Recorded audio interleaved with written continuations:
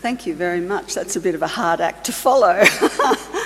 I'm absolutely honoured to be here.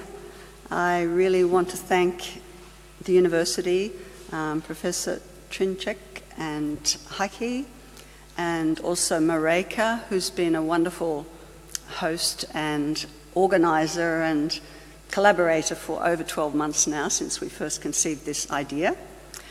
And I'm very honoured to be here in Erlangen. I hadn't even heard of Erlangen about 18 months ago, I'm afraid to say.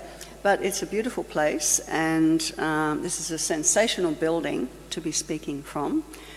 And one of the things that I just wanted to reflect back to you as a visitor, and I surprised Mareka a bit when I made this comment, to have a university housed in a castle, a schloss, is amazing to me, and I think you're very fortunate. If we were in Australia or we were in the US and many other places, the best building in the city would be occupied by a big corporation or a shopping mall or something like that. It wouldn't be occupied by a university.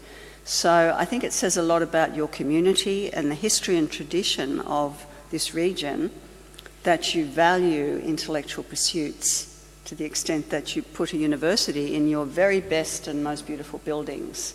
And I applaud that. I think it's a wonderful thing.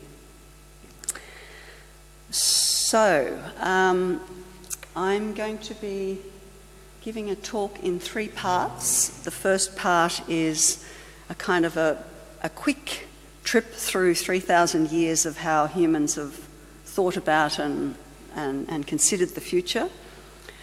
The middle section is going to be looking at the field of future studies, a bit more of a scholarly look at the development and evolution of the field of future studies over the last 50 years. And then the third part is going to be touching on the global challenges that we face as a species.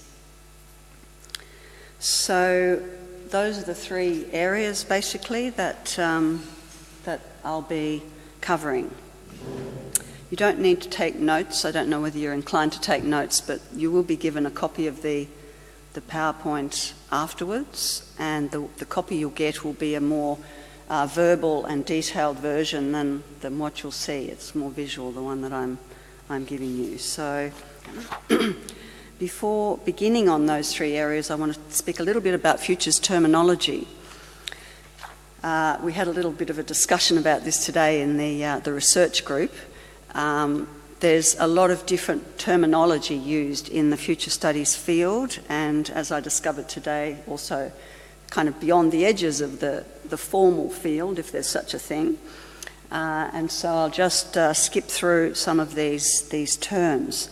Prophecy is regarded as the sort of very early pre-rational term before Greek philosophy and so on, the Hebrews and the Iranian Persians and so on. I'm going to move very quickly through this. You can refer to detailed notes for more. Forecasting and prediction were common terms used in the early 20th century in the UK and the USA.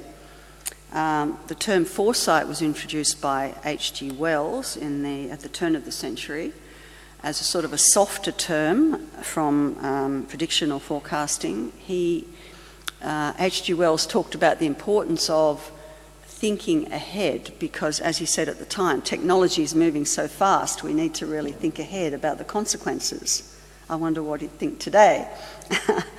And he also reflected that there were hundreds of professors of history in the world, but there weren't any professors of foresight. There are a few now, but not so many. Futurology was a term introduced by the German, I believe he was a sociologist, Otto Fleckheim, who really began to try and create a formal study of the future. The term is not used so much in the wider discourse today. I have to remember to turn the slide as well as returning my page. I'm cheating with my notes here. So the term prospective is largely used by French and Spanish futurists. It was used around the mid-1950s by Gaston Berger, a French futurist who introduced that concept, and I'll talk a bit more about that later, but it has an activism component to it as well as sort of foreseeing. Scenario planning is used quite commonly in the US and the UK as a term today. I would see it more as a methodology rather than an overriding term for the field. Strategic foresight is a more recent term, sort of added on to foresight to try and link it in with strategic planning and the sort of business conversations around strategic planning. But it's quite commonly used in Europe and Australia. My preference is for the term futures studies because it's a very all-encompassing term. It includes research, scholarship. It's a sort of an umbrella term for the whole field, and there's a general consensus that future studies is the term that really covers the whole deal. So even people that prefer to use talk in terms of strategic foresight or prospective or something generally agree that there is a broad field called future studies, which is complex and plural. So my working definition of future studies is that it's the art and science of taking responsibility for the long-term consequences of our decisions and our actions today.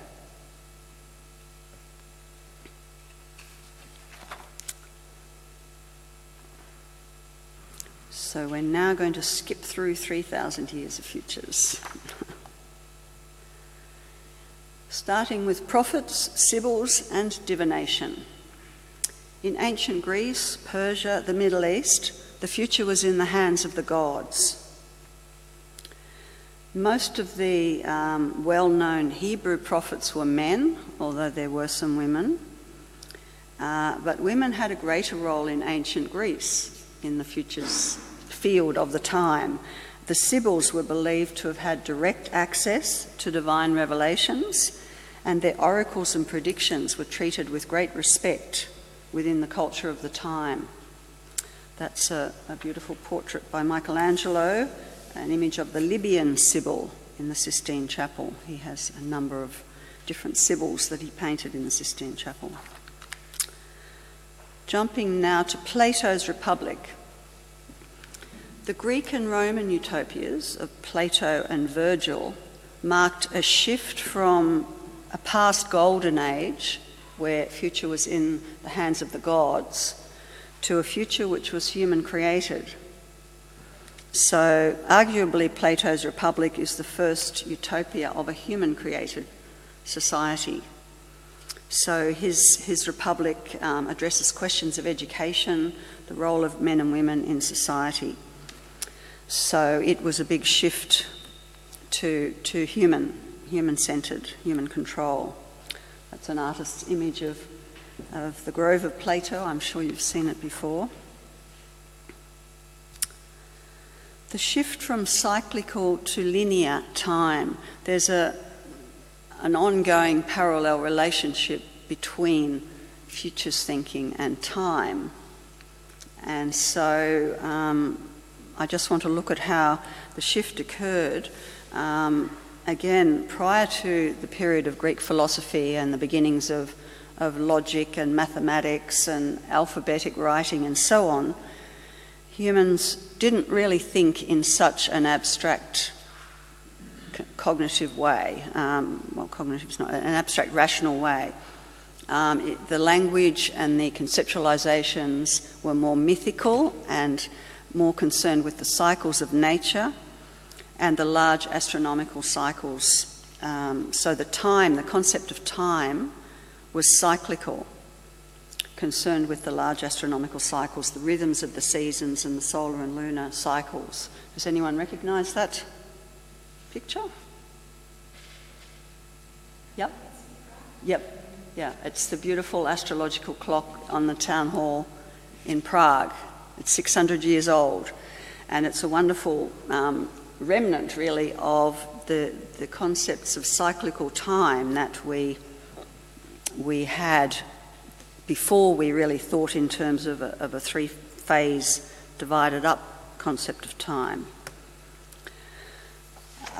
So the origin of the future, mostly people think that we've always had a concept of the future, but as I said, the concept of the future wasn't really a broken into three parts, past, present and future concept, until the time of philosophers such as Heraclitus and Parmenides, who spent quite a bit of time apparently discussing time and existence and being and so on.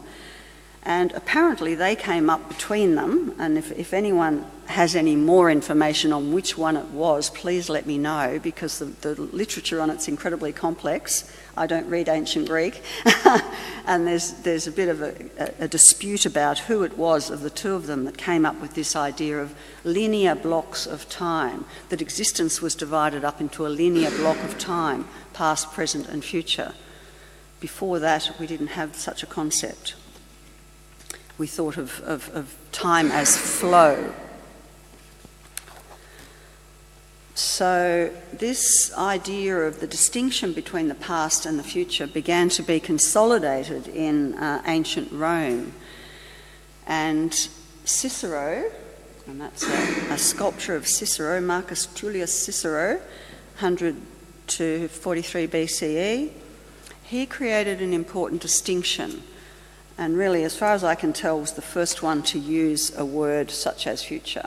He actually used the term futura. So he distinguished between facta, what is accomplished and can be taken as solid, so the past, and what he called futura, what shall come into being and is as yet undone. So that was a very important distinction, and in a way the origin of future thinking.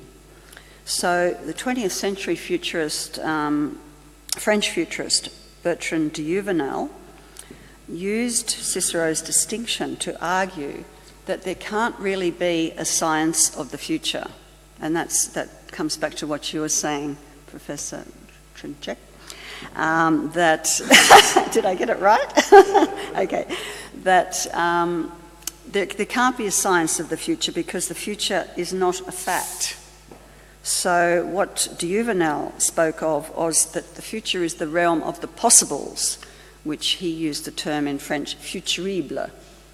So there's a centre for futurible in Paris. They've got a magazine and so on, and that's been going since the 60s. Very important strand of futures thinking. So now we're in a linear time, a linear framework of time, a linear sort of concept, linear time concept. And we're moving into the time of Augustine of Hippo, and his book was a utopia. De Civitate Dei was another utopia, and it was really the first utopia written within this kind of linear time concept. So he was a Christian theologian and philosopher. His book was translated as City of God, and it was published in 426 Common Era.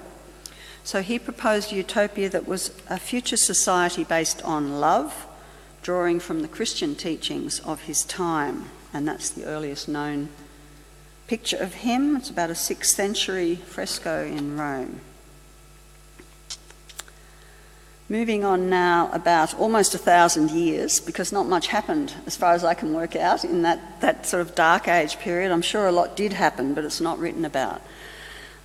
So moving on to Roger Bacon, who is in some ways regarded as the person who first came up with the beginnings of scientific method, which became claimed by the other Bacon later on, Francis Bacon. But Roger Bacon was also an alchemist. He was a philosopher, English philosopher, mathematician, monk, and an alchemist.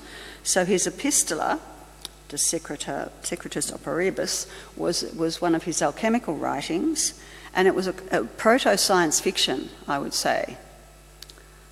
Peter, you might like to discuss this with me at some point. I don't know if you're aware of this, but he had this vision back in the 13th century of flying machines that can be constructed so that a man sits in the middle of the machine and revolves some kind of engine by which artificial wings flap, beat the air like a flying bird. So he was really the first to envision what 700 years later was the beginnings of actual, mechanical flight, which, now I can fly from Australia to here.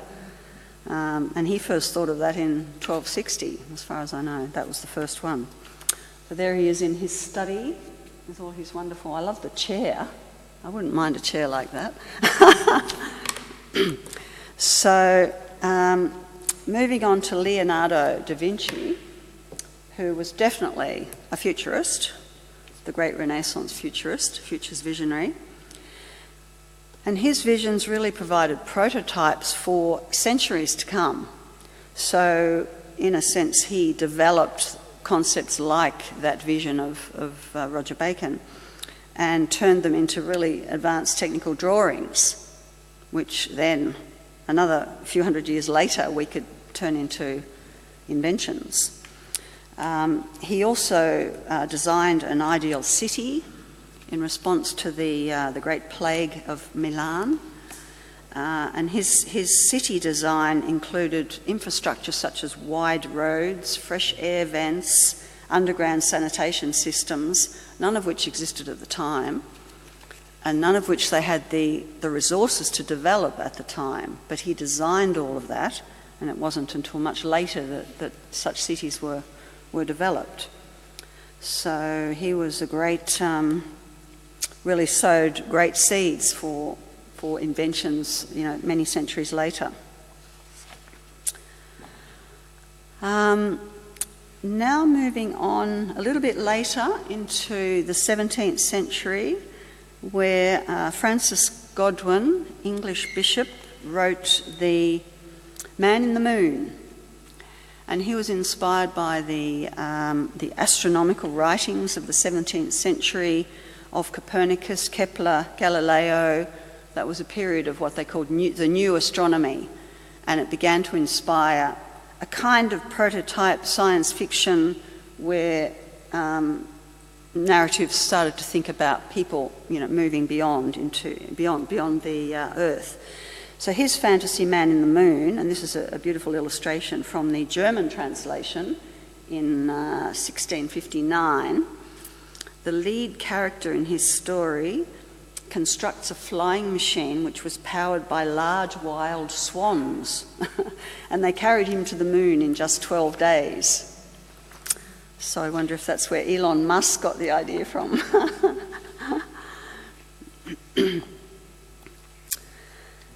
Enlightenment futures. So this idea of humans taking flight, which has obviously been a fascination for humans for hundreds of years.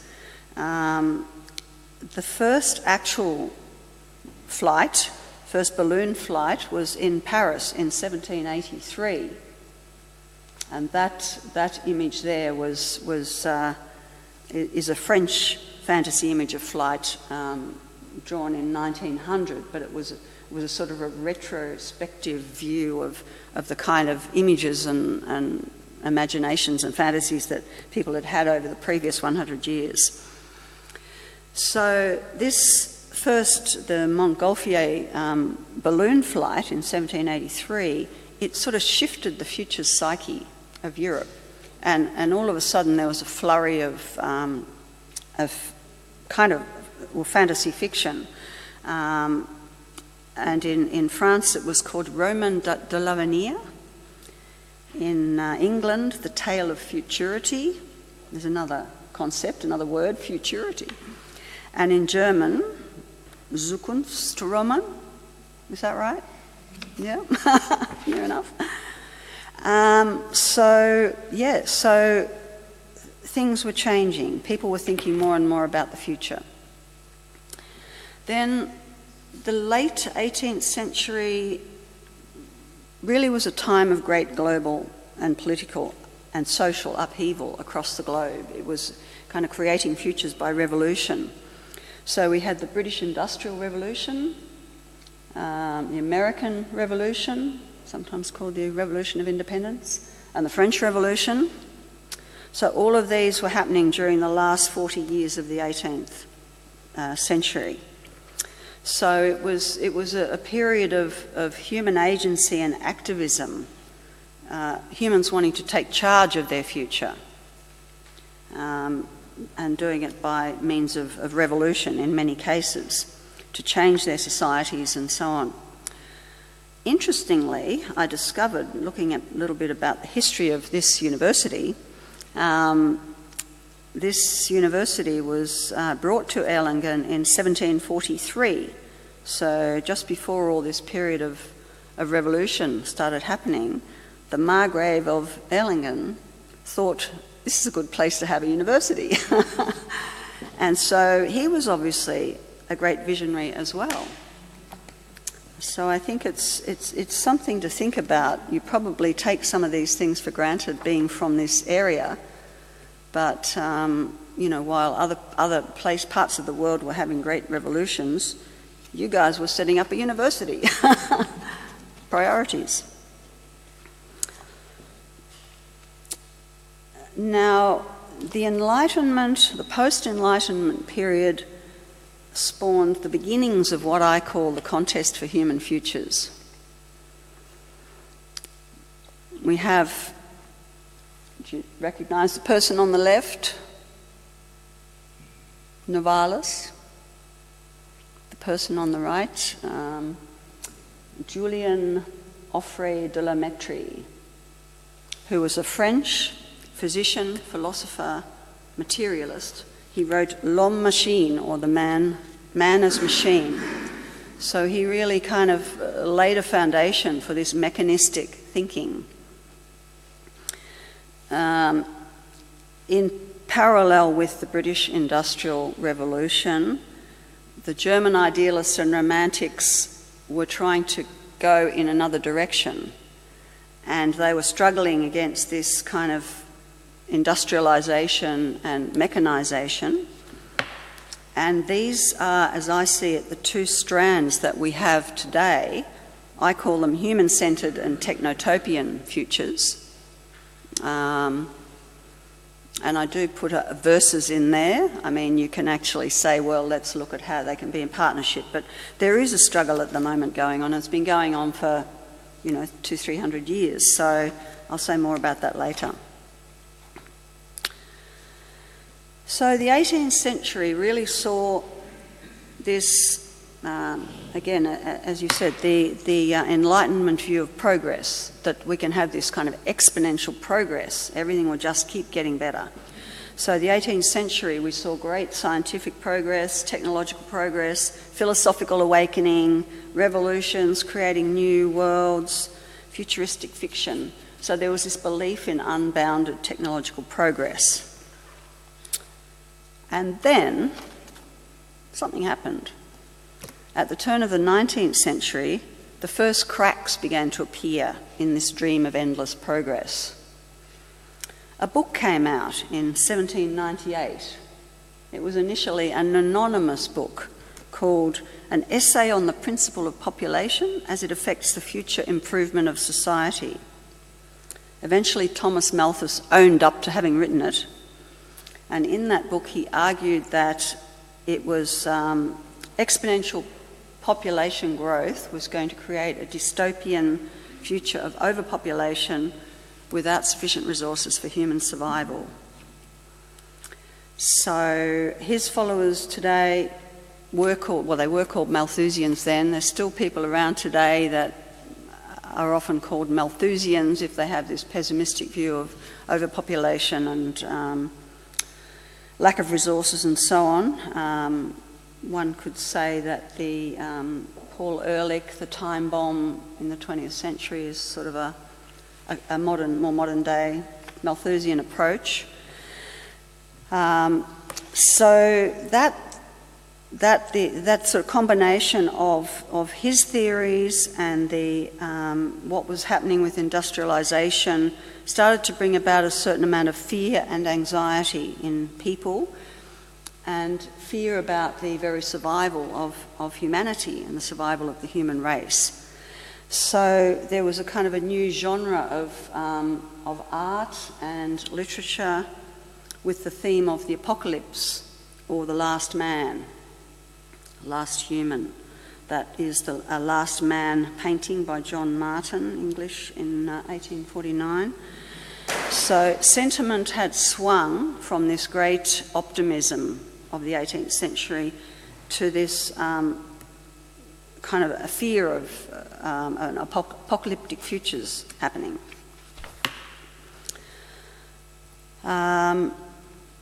But then it flipped again. So we've had this, if we look at those last couple of hundred years, we've got these swings between the techno-optimism and the pessimism and so on. So the concept of the Malthusians and the cornucopians, by the end of the 19th century, there were people that were calling themselves cornucopians, or have been called cornucopians, who believed in sort of that basically technology would solve all these problems that Malthus spoke about, that regardless of increasing population, technology will solve the problem. We'll be able to fix it. We'll find a techno-fix. So that original symbol of the cornucopia of an abundance of fruit and vegetables, I would see the new cornucopia of techno-optimism is a kind of a horn of plenty of digital devices. But my concern is, for all the exponential techno-optimism, you can't eat devices. So, the science fiction turn. By the late 19th century, the beginnings of a fairly significant science fiction genre was beginning to happen. One of the earliest writings, Jules Verne, 20,000 Leagues Under the Sea, was kind of a utopia, a bit of an ecological utopia. And it was quite mixed between utopian and dystopian over the next 30, 40, 50 years. By 1950, when George Orwell published 1984, 1949, it was distinctly dystopian. And interestingly enough, that theme of Big Brother, control, surveillance, apparently at the end of last year in the States, George Orwell's 1984 became a bestseller again. So the swings and roundabouts.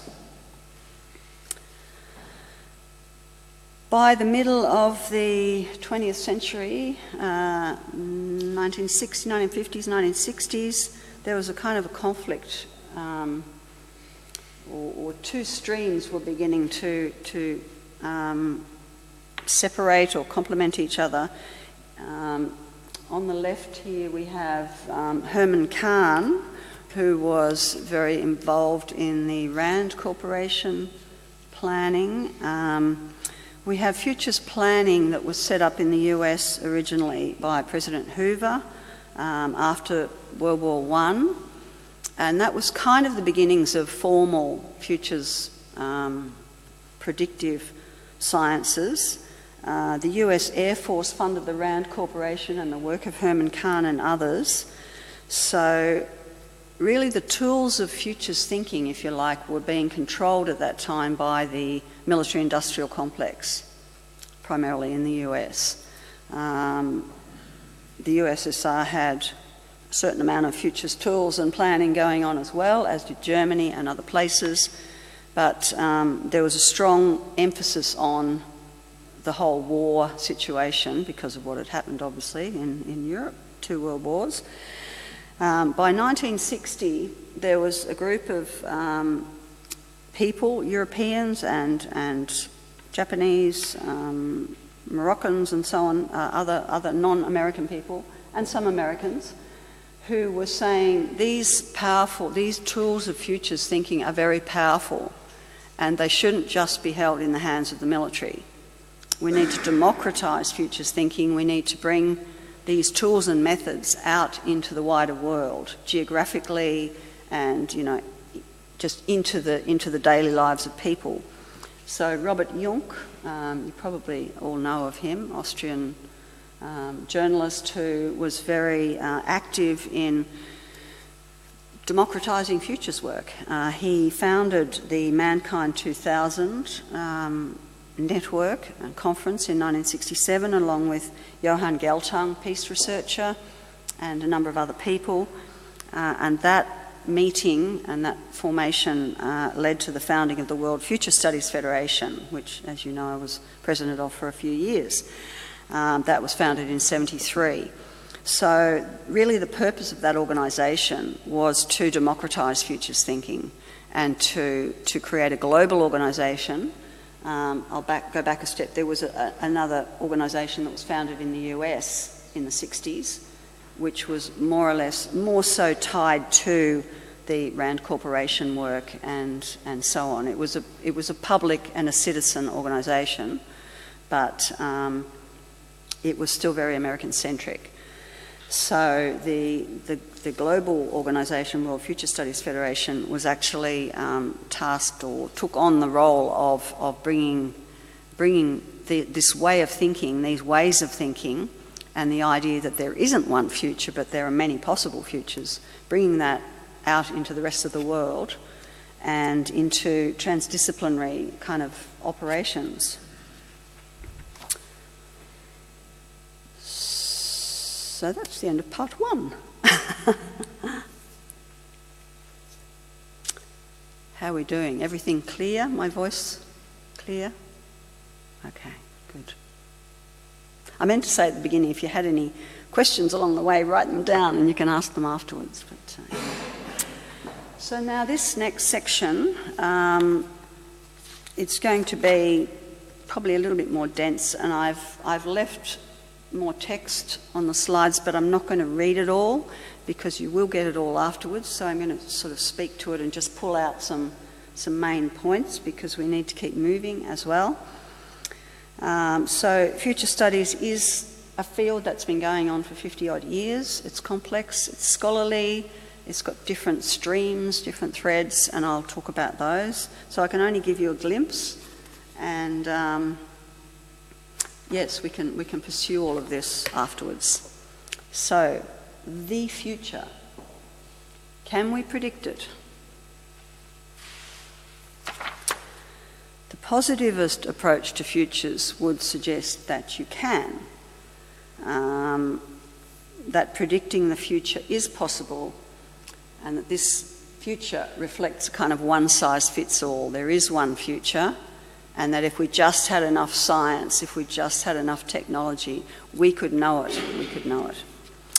So what is positivism? I'm sure you all know, you're all very educated people, I'm sure you all know what positivism is. So theory of knowledge beginning in the sort of 20s and 30s, the Vienna Circle. It's complex. I'm using the words of futurist Wendell Bell, who's I think one of the most scholarly futurists. He was a professor of sociology at Yale, and he wrote a 2-volume book called Foundations of Future Studies. And if you really want to know in depth about future studies, he's the man to go to. He's in his 90s now, but he's still as bright as sharp as a tack. So he distilled it down. Positivism is basically about one science, about one real world. So what is prediction?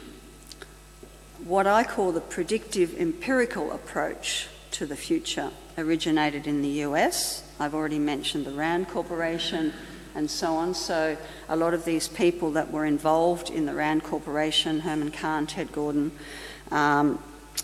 there was connections with US Defence Intelligence. The World Future Society was originally founded on that kind of approach. The popular view of futurists even today in the media is that we're all about predicting the future.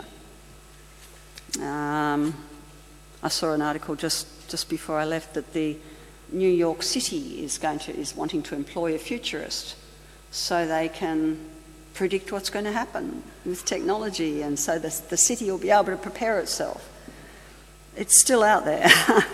So this kind of predictive future talks of the probable future. The assumption is that trend is destiny, that trends just keep doing the J-curve. But we know that's not the case.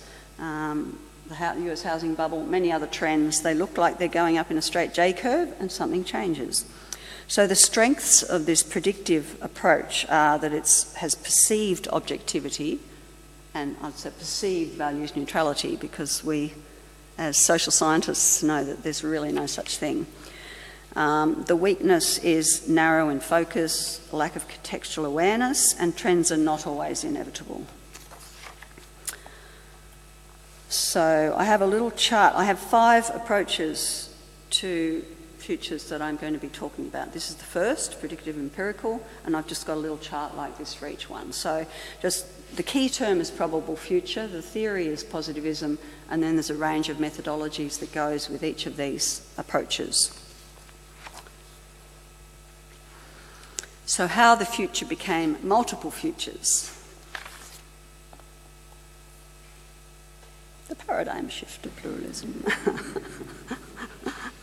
I love that cartoon, I think it's just great. So there was a paradigm shift in science. Whether we agree with the word paradigm or not, and I know it's a contested term these days, but you know, Thomas Kuhn, Paul Feyerabend had the view that there was a shift from the idea that there was one universal empirical method to the idea that there needed to be a variety of research methods.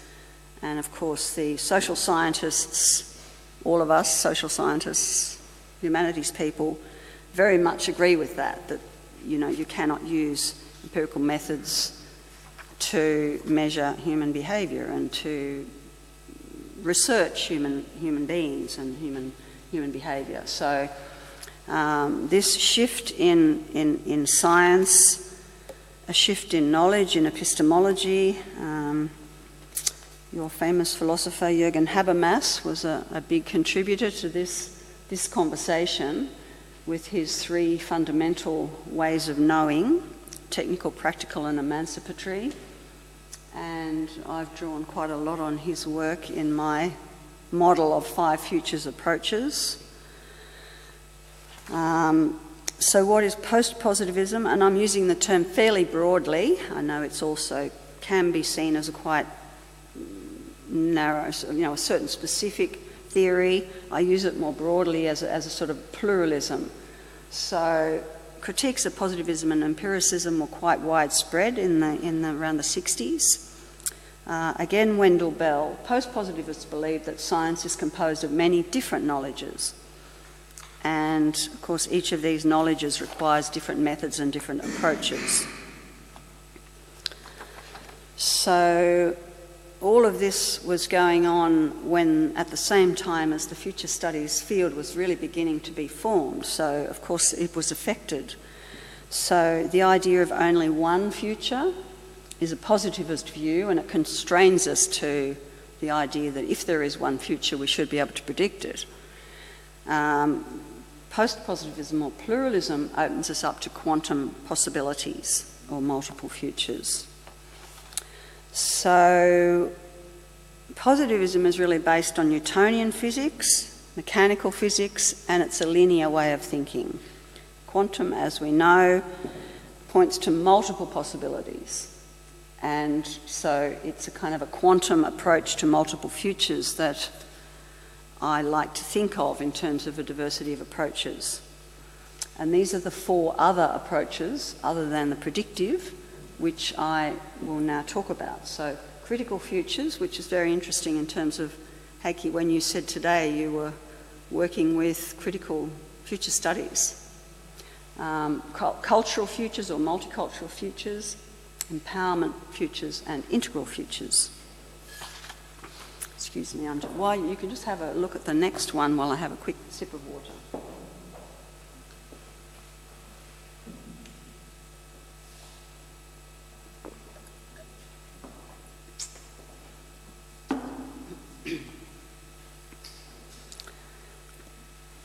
So I've been working on this model for 20 years or so, building on the work of other future studies people and Habermas and other theorists. So basically I see a bifurcation between the positivism that produces this kind of predictive empirical approach and the pluralism arising from the social sciences, which has led to this diversity of approaches. And there's other models. Some people talk of more, some people mention ecological futures, which I could include in one of these, or we could have it as a separate one. So it's not a static thing, and the field is evolving. So the critical futures approach. What's critical futures? I call it the critical postmodern approach because it kind of relies on deconstructing and basically it's really about questioning the status quo and the business as usual model of futures. So it grew out of the critical social theory and critical cultural theory, and I've already mentioned some of these people who were instrumental in developing this approach. Jung, Geltung, Juvenal, Eleonora Massini, Jim Data, who were important early members of the World Future Studies Federation, who battled to get the plural futures into the name. They were insisting. So it's a deconstruction of the one and only future. It's the identification of the power issues. The term "the future" is obviously very power-laden, because if there's only one future, whose future is it? Who owns it? As Jaron Lanier, one of the tech gurus who's now become a critic of the tech world, he's written a book called "Who Owns the Future?" And it's a very interesting thought. So futures are not predictable. With every trend, there are many counter-trends and alternatives. The strength is it makes explicit the often tacit contextual and values dimensions. So here's your tacit knowledge question coming up, your issue coming up. The weakness, people sometimes say it's too subjective or it's too relativistic and so on, but these are the critiques of postmodernism and so on anyway. So, so the key term for critical postmodern approach is preferred future.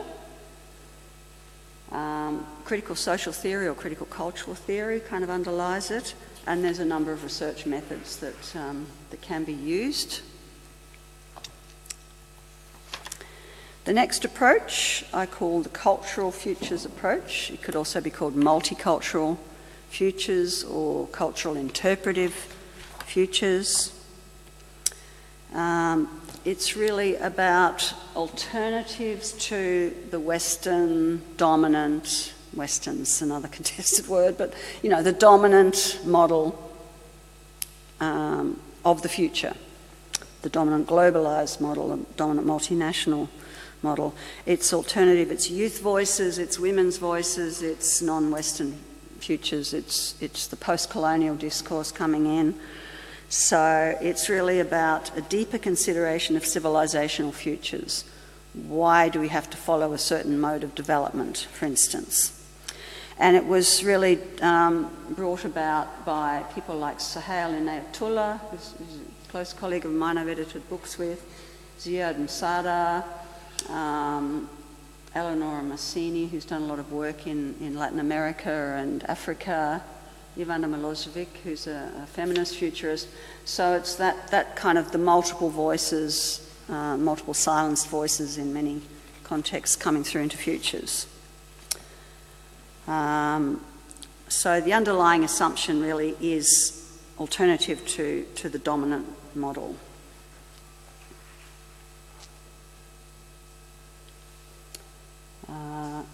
Alternatives to business as usual. So strengths, imagination, creativity, engagement with multiple perspectives, voicing the silences. The weaknesses are the alternatives may lack feasibility, or be overpowered by more dominant empiricist approaches, which is what we see a lot of the time. The dominant approaches tend to come through in the media especially. Key term, possible futures or alternative futures, theories, post-colonial hermeneutics, constructivism, and a range of research methods, layered methods, dialogue, and so on. So the fourth approach is, I call empowerment futures. Also could be called participatory or transformative or emancipatory.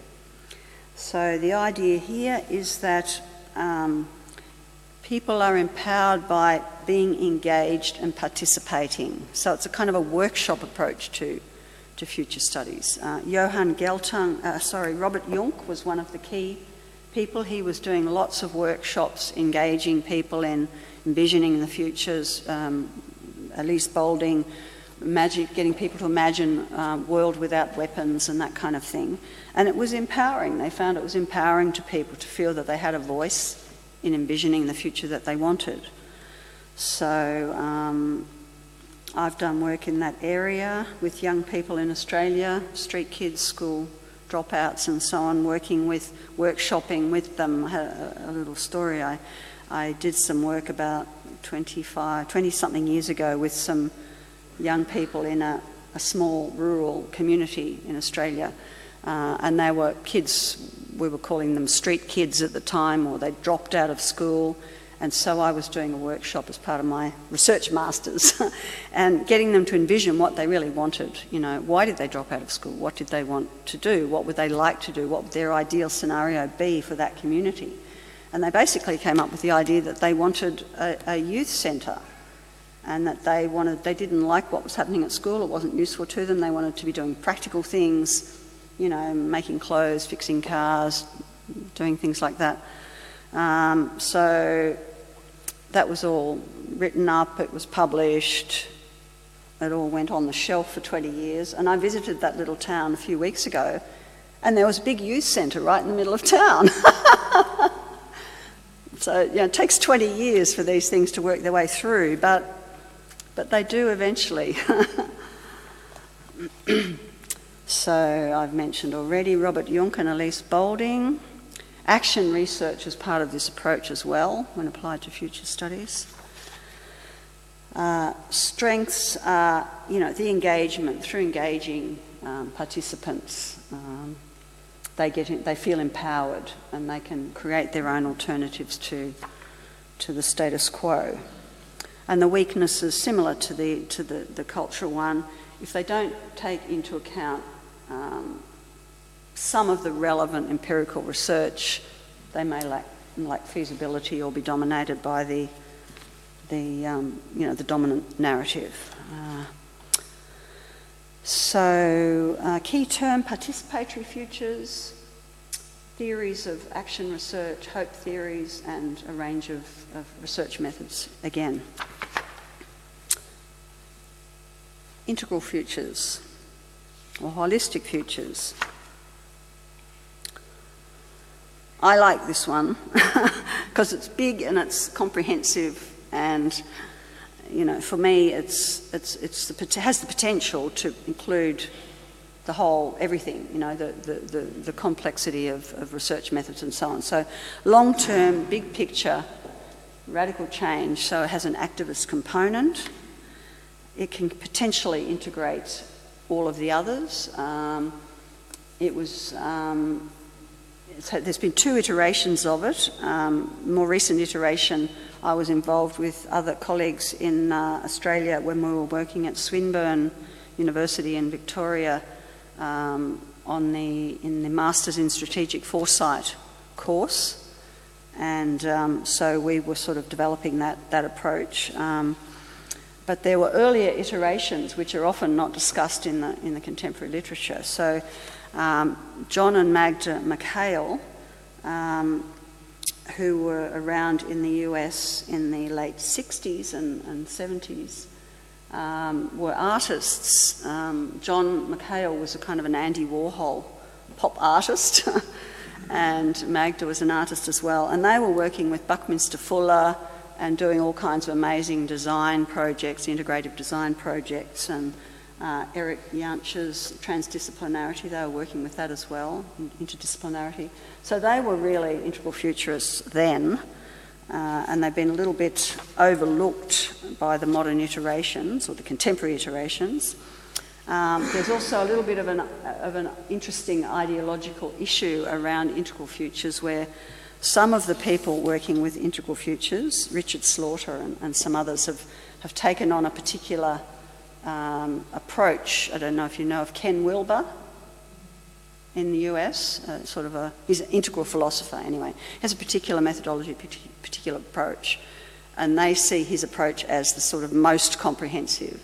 So there's actually been, believe it or not, 3 special issues of journals, different journals, on integral futures about whose approach is most integral, which is a little bit silly, really. But it's helped that approach to develop in a scholarly way, because people have been, contesting the approaches and so on. So it's an interesting one. So the strengths. It's potentially the broadest in scope and can integrate different methods for different contexts. The weakness is that it can also be perceived as lacking depth, and that's always a balance when you're trying to be very broad in your approach. It's hard to be deep as well. So the key terms: integral futures or holistic. Integral theories, holism theories, and then mixed methods, research methods can be used. So just to briefly summarise, and I don't know whether we need to do this, but I'll just let you have a look at that and save my voice for 1 minute.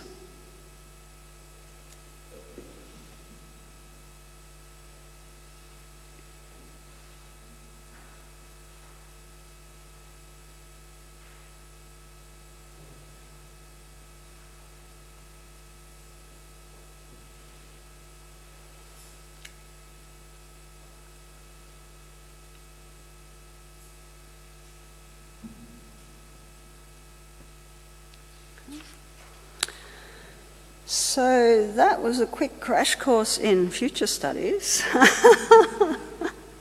But why do we need future studies? So what? Well, here's why.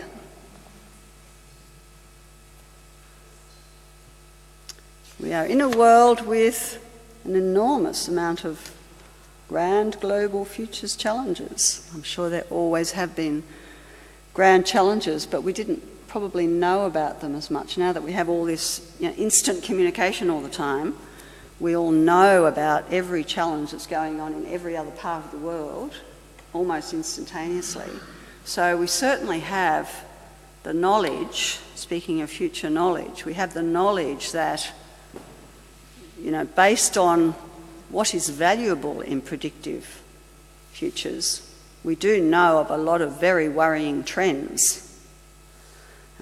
So I'm just going to put this chart up, which of course you won't be able to really read it, but you'll be able to see it later, and I'm going to divide it up a little bit. So I've basically clustered, this is a mind map which I have developed in consultation with a number of people over dinner tables. But the top 4 are called the global geopolitical challenges, and they include governance, economic crises, conflicts, and technology. Technology may be a surprise, but we'll say why in a minute. Over here on the lower left is global environmental challenges, health, climate crisis, energy systems, and ecosystems. And then in the lower right, global socio-cultural challenges, urbanisation, human culture, leadership, education. So I'm just going to touch on a couple from each section here, very briefly. So in the geopolitical, economic disparities, and artificial intelligence You might say, how is that a geopolitical challenge? Well, because basically there's so much media around at the moment saying AI is going to take your jobs, be afraid. Is AI going to take all our jobs? I don't think so. And the reason is there's a huge discrepancy between the hype about AI and the actual reality. So the hype is, you know, we're going to have smart robots giving lectures. You know, next year you won't need me to come, you won't need anyone else to come. You'll have a robot here, they'll be giving the lecture, and they'll be doing it much better than me. The reality is, here's one of Google's robots who was attempting to jump the wall, crashing into the wall there, and there's many other silly pictures we could find like that. But the thing is that even organisations like the Machine Intelligence Research Institute in Massachusetts says on its website, most of what's being said about artificial intelligence approaching general human intelligence is purely science fiction at this point. We're actually nowhere near even human general intelligence, let alone superintelligence. But there is so much in the media at the moment saying that this is all happening and it's going to be happening very soon, and we should be worried.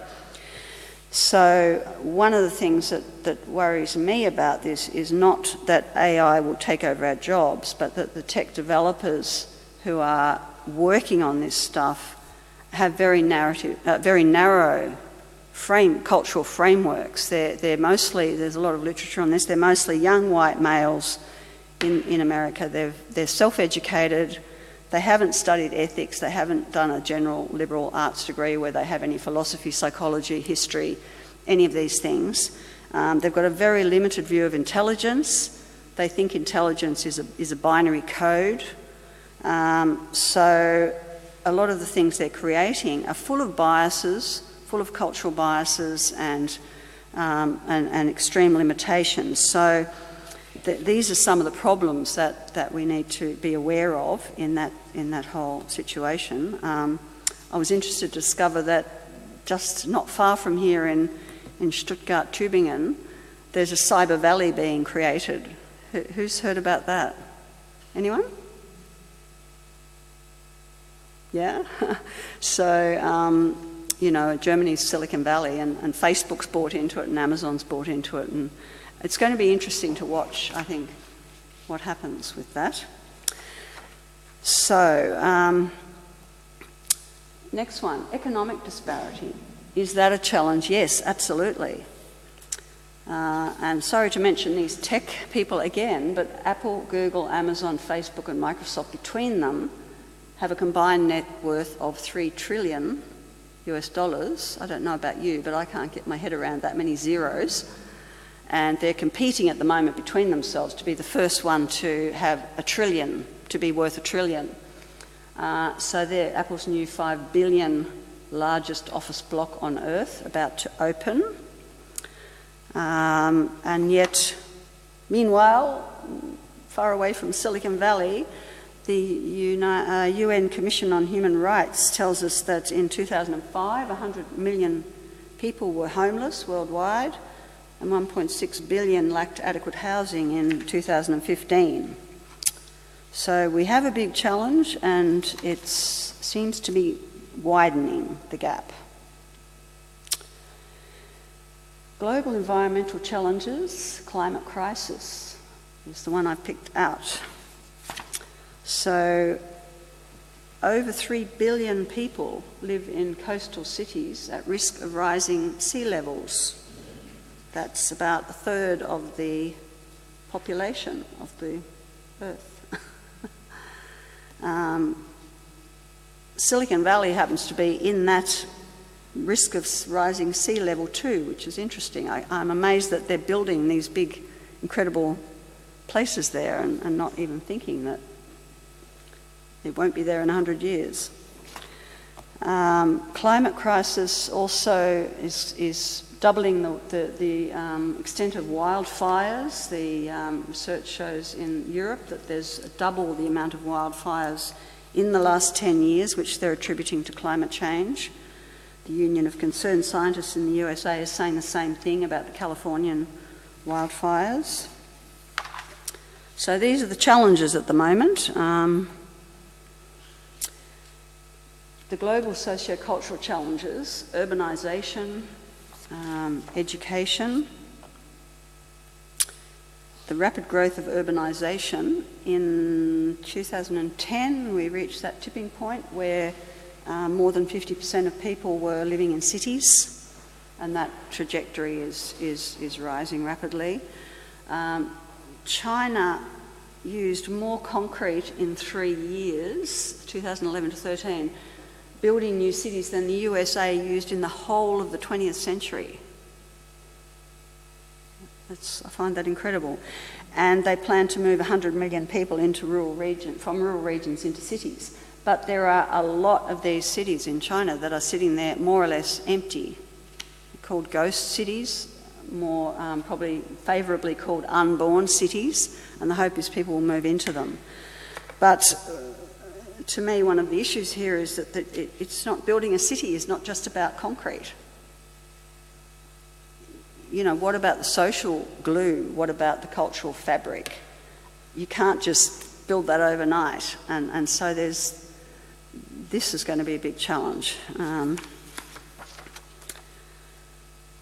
Factory education, you'll find if you have a look at my other book, Post-Formal Education, that another one of my bees in my bonnet is that the factory model of education is obsolete.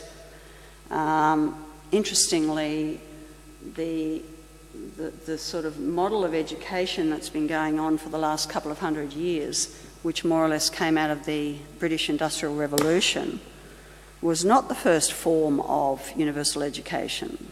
The first form of universal education, I'm sure many of you know this, was developed in Germany, then Prussia, and it was really based on a view of human beings which was very full and rich and evolving, and it was inspired by the work of the German idealists and romantic philosophers who had a concept of evolution of consciousness, and the education that Humboldt and others developed to be universal education was about developing the whole person, educating the whole human being, Bildung model, which was hijacked by the factory approach of the British Industrial Revolution.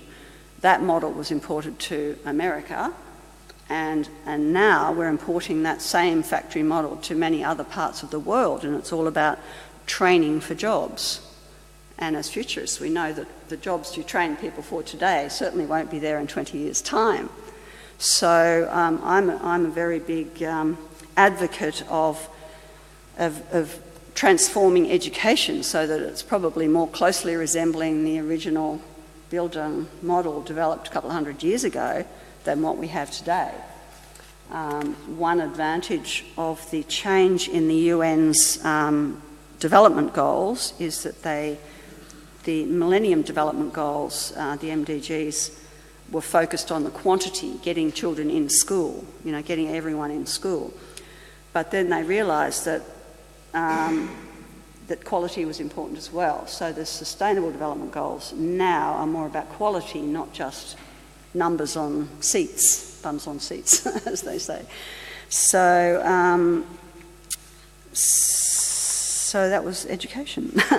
So I hope you're all not thoroughly depressed now. I'm basically an optimist. I'm not a techno-optimist, but I'm an optimist of human beings.